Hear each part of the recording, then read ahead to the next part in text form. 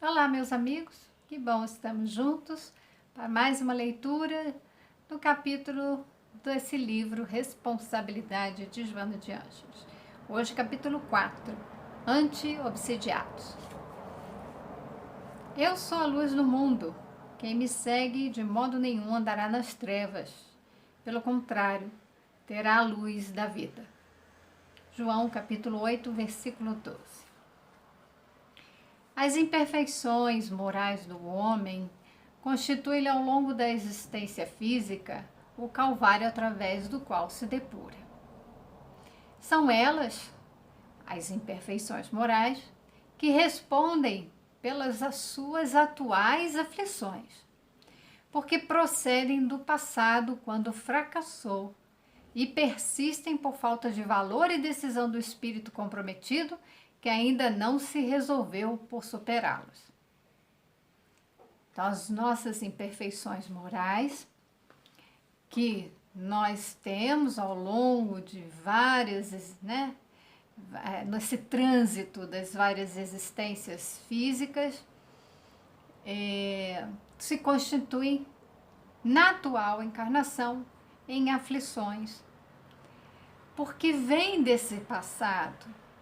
Só que acontece que é um passado em que nós fracassamos, mas na atual encarnação ela diz que falta valor e decisão do espírito para decidir superar essas condições, essas imperfeições morais. Então, a gente precisa se colocar numa condição de buscar a superação das nossas imperfeições morais. Todos nós temos essas imperfeições. A raiz de todos os males, de todas as nossas aflições, a gente sabe que é o egoísmo. Procede do nosso ego doentio. E o ego é o responsável pela nossa personalidade, que faz essa comunicação entre a nossa essência divina e o meio que a gente vive e interage quando encarnados. Então, a nossa personalidade, constitui a nossa personalidade. Nós não somos o nosso ego, nós não somos a nossa personalidade. Nós possuímos para que aqui a gente possa viver, interagir e evoluir. Claro, nós estamos encarnados para isso. Então, para superar muitas das nossas imperfeições morais. Então, graças à presença, que ela fala da presença dessas imperfeições, que constitui em brecha larga, penetram os espíritos infelizes que se afinam com o endividado e produzem os variados processos de obsessão. Então, ela coloca que os processos de obsessão, eles se iniciam, eles ocorrem porque há uma brecha, e não é qualquer brecha, uma brecha larga, então, que dá uma passagem, boa para que esses espíritos penetrem. Não é penetrar em nós, mas é entrar no nosso campo vibracional e acabar exercendo sobre nós uma influência. Essa brecha, ela é causada pela nossa invigilância, pelas nossas imperfeições morais. Enfermidade grave, que graça com larga margem de contaminação, encontra receptividade no psiquismo dos homens descuidados, que lhe tombam nas malhas de complexa e difícil libertação. Então, como eu falei, a nossa invigilância, ela fala do homem descuidado, que faz com que ocorram essas brechas para que os espíritos nos influenciem, fazendo com que nos contamine o psiquismo, de tal forma que se cria aí, uma malha complexa que ela fala, então uma trama, uma ligação complexa que é de difícil libertação, uma vez que se dá essa trama, né? Pensa num tecido, né? Tem a trama, fica entrelaçado, fica ali preso, de difícil libertação. É como se houvesse isso quando, invigilantes, nós, por conta das nossas aflições, oriundas das nossas imperfeições, abrimos essa brecha para que os espíritos venham nos perturbar, influenciar. No caso da obsessão, é claro que é uma perturbação. Toda a complexidade reside no fato de que os envolvidos na trama que ora os reúne outra vez, então uma trama que reúne esses espíritos. Então imagina que não é qualquer espírito que se une a nós para nos obsidiar. São espíritos que estavam já unidos, né? Tinham vínculos de outras encarnações. Eles, nessa complexidade, então eles estão envolvidos nessa trama outra vez. São semelhantes moralmente, exigindo da vítima humana um esforço que esta quase nunca se dispõe a realizar. Então, a nossa responsabilidade. Nós encarnados, quando abrimos essa brecha, sintonizamos com espíritos que são semelhantes a nós moralmente, então eles têm os mesmos defeitos, né? Bom, a gente pode colocar desse modo simplificado, né? De mesmos defeitos, mesmas imperfeições morais. Mas todos nós temos a questão do egoísmo como raiz desses males. Então, essas aflições fazem com que haja essa sintonia, atraindo esses espíritos já conhecidos de outras eras. Eles vêm, se conectam a nós numa trama de difícil desligamento, mas que ali está a necessidade, então, de um esforço que ela diz que quase nunca o ser encarnado, ou seja, nós estamos dispostos a fazer. É preciso um esforço para mudar esse padrão de vibração, para fazer a vigilância das nossas emoções, dos nossos pensamentos e sentimentos. A dificuldade se estabelece na cura em razão do denodo em que se deve aplicar o homem pela própria transformação moral, sem a qual o fenômeno obsessivo se alonga até as consequências mais lamentáveis. Então, a dificuldade está aí, que nós não nos empenhamos para fazer a nossa própria transformação moral, sem a qual nós não vamos conseguir debelar dessa situação, desse fenômeno obsessivo. E isso pode nos acarretar consequências lastimáveis. A gente sabe que algumas obsessões levam a graus tão elevados de união dos espíritos, né? Essa trama fica tão amarrada, fica tão presa ali, que leva além da fascinação, a graus em que o espírito obsessor acaba subjugando, acaba mandando, direcionando. Ele influencia tanto ao ponto do ser encarnado perder o próprio controle da vida, sendo até levado às raias da loucura e ao suicídio.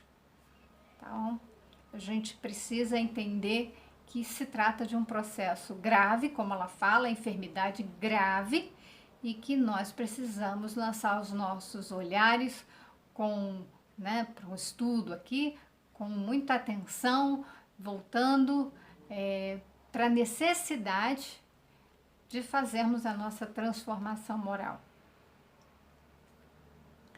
O que para as demais criaturas passa despercebido, no capítulo das imperfeições morais, os espíritos perturbadores e enfermos identificam, em razão da afinidade que se estabelece naturalmente entre os primeiros e eles. Então, veja bem que a gente pode achar tudo natural. Ah, a pessoa ali é mal-humorada assim mesmo, aquela ali, a outra é egoísta, ela só pensa nela. Ah, aquela pessoa ali tá sempre pessimista, sempre pensando nas coisas que vão, né, dar errado. A gente pode olhar esses defeitinhos, né, como algo que é natural, faz parte da condição humana, a gente é assim mesmo, nós temos isso. Mas para os espíritos que estão desencarnados, eles percebem o nosso campo de vibração, os nossos pensamentos, que para eles é linguagem, eles ouvem o nosso pensamento, eles se conectam a isso, né? A essa frequência, porque eles também estão nessa frequência. A intenção deles é causar perturbação. Então, eles vêm e criam essa afinidade. Sem que se opere a real mudança de comportamento moral do enfermo espiritualmente, todo esforço que os outros apliquem a seu favor será um paliativo ou de resultado nulo. Ela faz uma pausa aqui, é importante a gente considerar que muitas vezes a gente sente a influência dos espíritos por conta das perturbações que nos afligem, né? A gente sente que agrava, a gente sente pensamentos intrusivos algumas vezes, sente dores, né? Tem um mal-estar e a gente busca ajuda.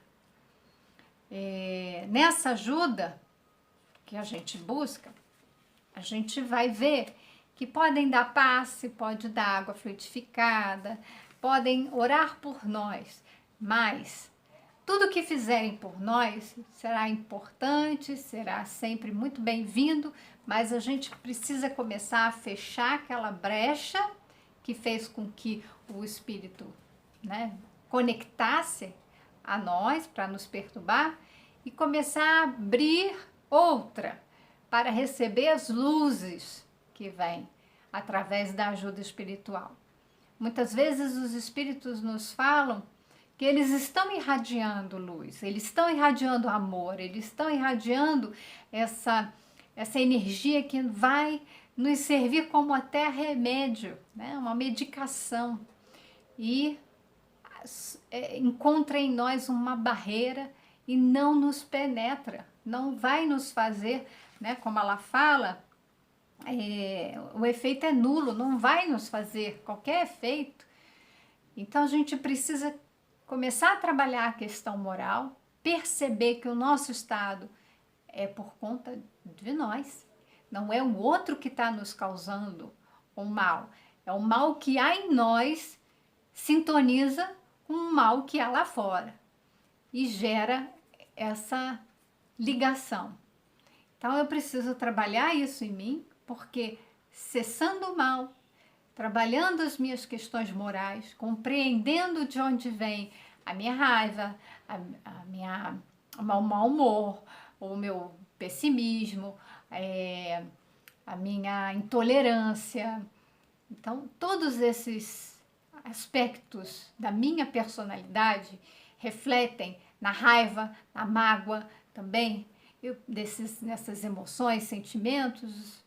Eu preciso começar a descobrir de onde vem isso, de onde parte isso, para começar a trabalhar o amor e o perdão e fechar essas brechas e começar a me sintonizar com os espíritos de amor, os espíritos que querem fazer o bem e, né, estar junto a nós para que a gente cumpra com a nossa missão aqui, que é a nossa própria evolução.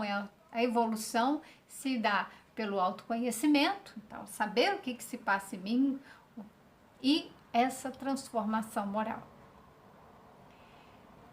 A diagnose da obsessão é fácil, seu tratamento é mais difícil.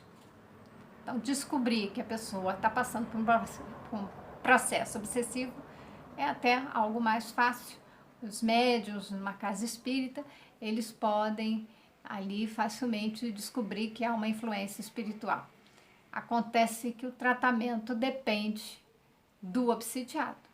Não bastam ali só os médiuns, como eu falei, prece, água fluidificada. É preciso que a pessoa que está sofrendo obsessão faça esse trabalho de transformação moral.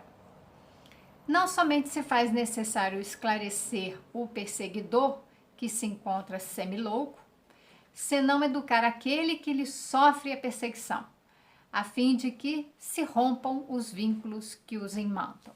Então, lembra da trama do tecido? São vínculos que imantam, ou seja, igual o imã, cola ali. É preciso romper com essa ligação. Como que se faz isso? Ali com o esclarecimento. Então, numa casa espírita tem uma sessão mediúnica em que esse espírito pode ser recebido, acolhido, esclarecido, para que ele decida se afastar. E agora tem que também fazer o mesmo trabalho com o encarnado. Ele precisa ser esclarecido, entender o processo que fez com que ele ficasse vinculado a um espírito que o estava perturbando. Ambos precisam ser tratados. A prece sincera acalma a situação. No entanto, só a renovação íntima do paciente interrompe a constrição danosa. Ela insiste novamente. É preciso fazer a renovação íntima da pessoa encarnada, né? A gente vai cuidar também do espírito que está fazendo a perturbação ali, mas a responsabilidade, veja bem, a gente está olhando para o encarnado como aquele que gerou essa abertura para fazer essa conexão. Então, para interromper, é preciso haver a transformação moral.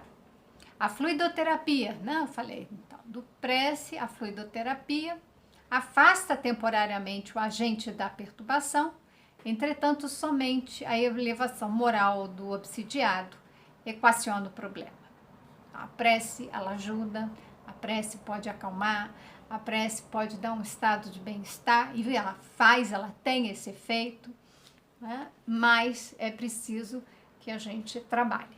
Então, em alguns momentos, eu posso até dizer por mim, nas minhas aflições, eu tô lá aflita, às vezes choro e tal, me recolho, faço a minha prece, às vezes eu tomo um passe, e aí eu tenho que começar a trabalhar os meus pensamentos.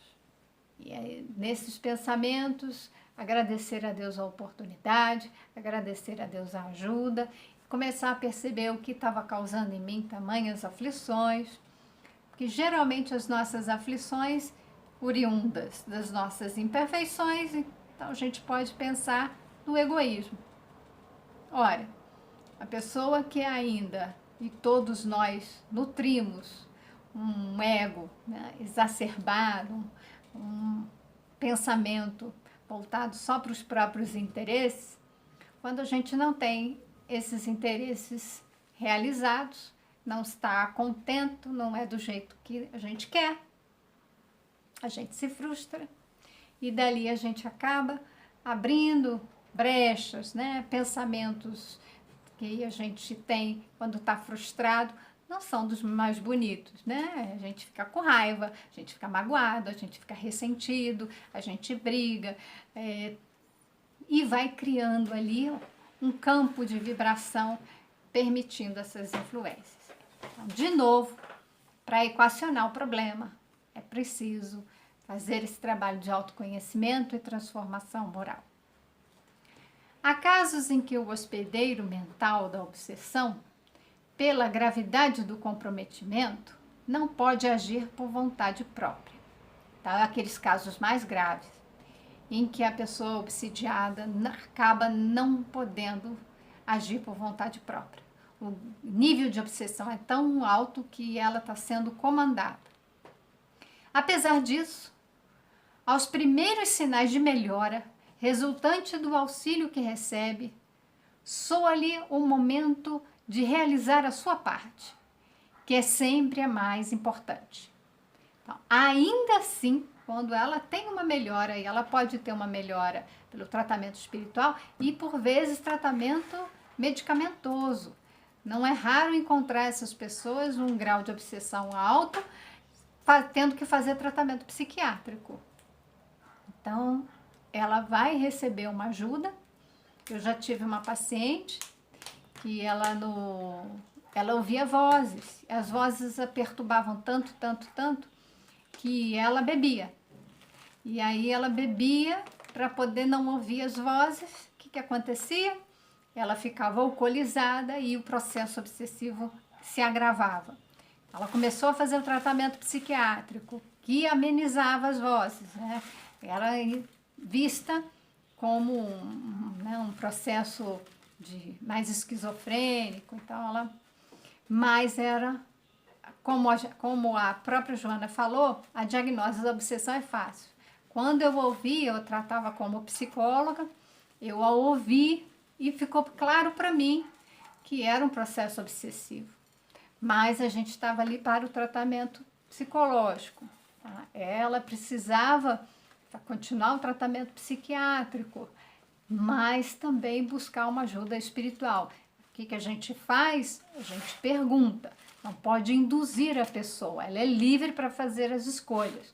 Mas a gente pergunta o que ela acredita, né? Como está até no próprio Código de Ética da profissão do psicólogo, a gente não pode induzir.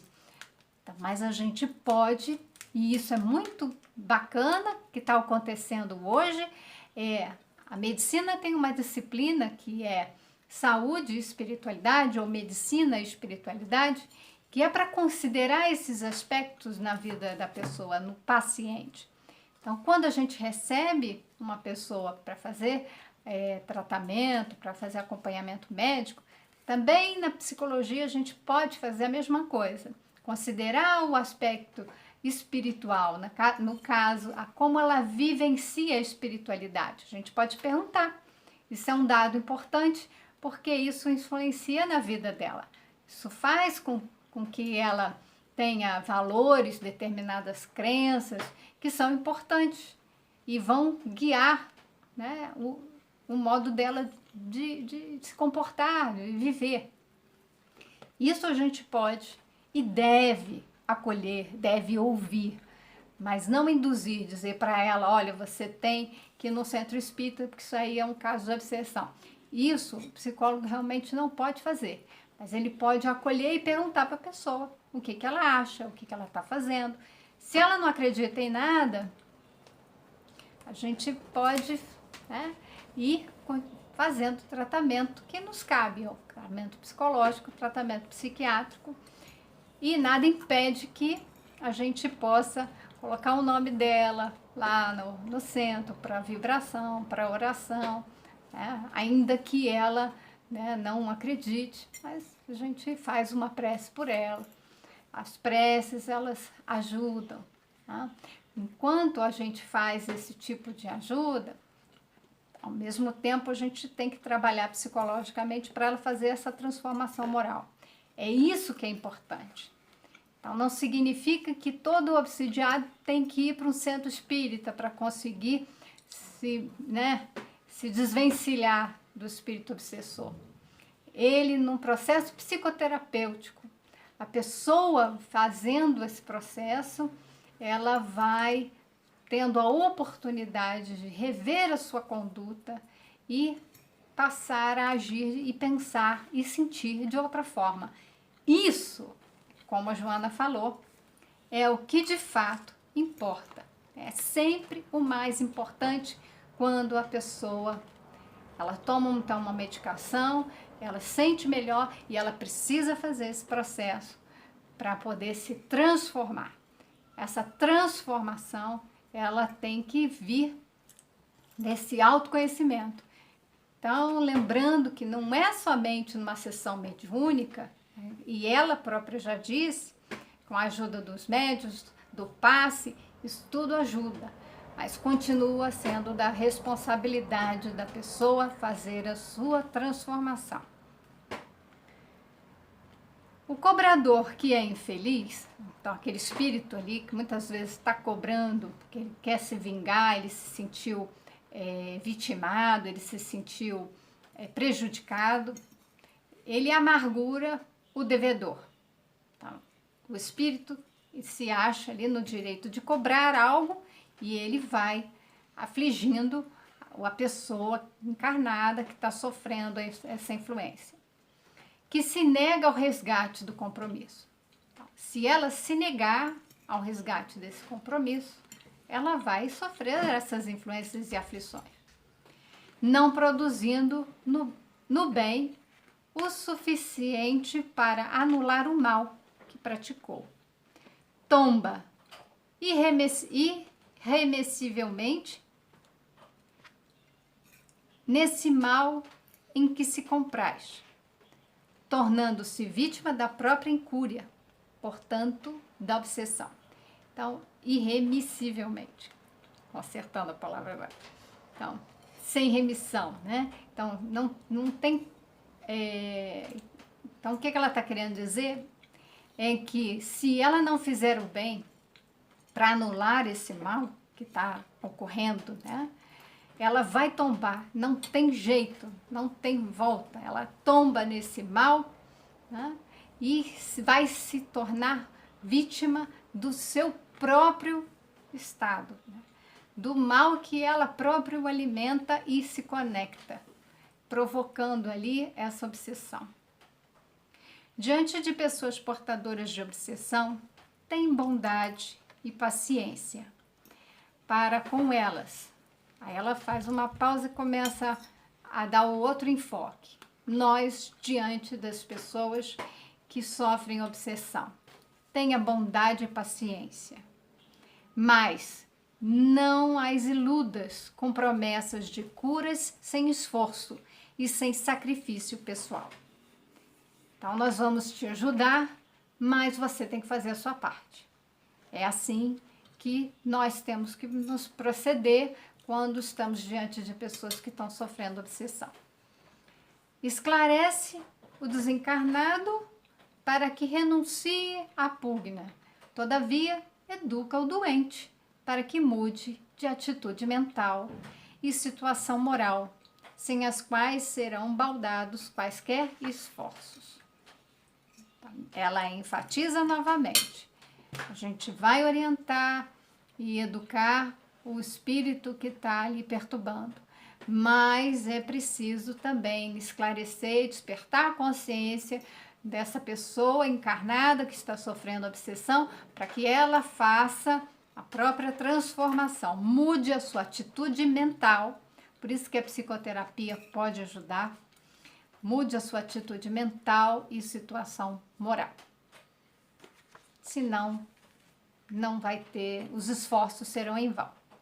Mesmo Jesus, quando curava qualquer enfermo, recomendava que o mesmo não voltasse a pecar, a fim de que não lhe acontecesse algo pior, ensinando que só a libertação das imperfeições morais dá ao homem a paz e a saúde integral.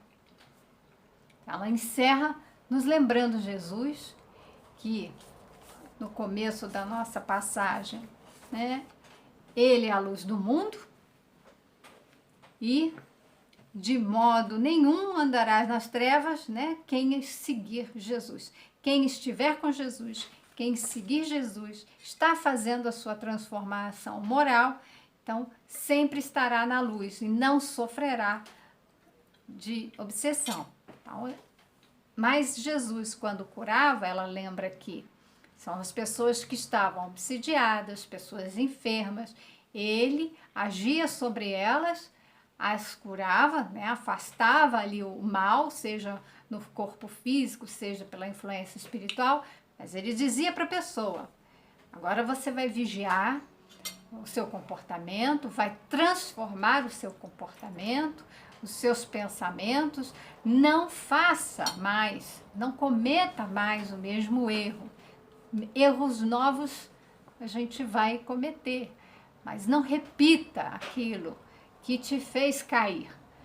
Não vamos insistir nos nossos erros do passado. Nós estamos aqui para superá-los, para corrigi-los, para nos transformar moralmente. O tempo todo, a síntese desse capítulo é que a nossa transformação moral é que vai fazer a nossa proteção também espiritual, que vai nos trazer a saúde integral, como ela fala. Então, tenham todos um ótimo dia, desejo muita paz, prece, proteção espiritual e transformação moral. E até o nosso próximo encontro.